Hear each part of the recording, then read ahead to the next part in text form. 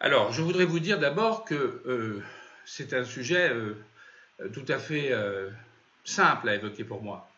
Car cette école, d'abord, nous l'avons transportée dans un lieu où elle est plus accessible et aussi, ça sera une école d'une grande qualité. Mais le terrain, qu'est-ce qu'on peut en faire? Alors, on me dit, vous voulez étendre le parc, mais c'est rien du tout, c'est 18 mètres. En réalité, c'est une partie, c'est pratiquement 30% de l'espace actuel du parc, et ce qui permettrait d'étendre le parc Corot et de le réaménager, parce qu'il y a un travail à faire au parc Corot, notamment autour du bassin. Donc il faut que ce soit un lieu, et ça fera partie des engagements de la prochaine mandature, un lieu qui soit extrêmement intéressant du point de vue des promenades, du point de vue de la respiration de la ville.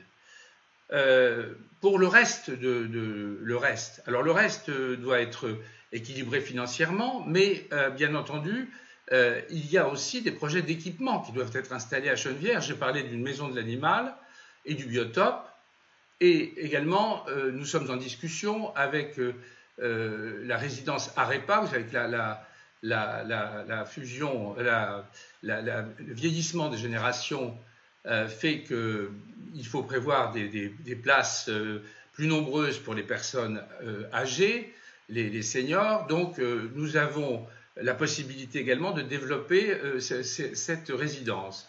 En aucun cas il s'agit de bétonner, puisque le PLU l'interdit.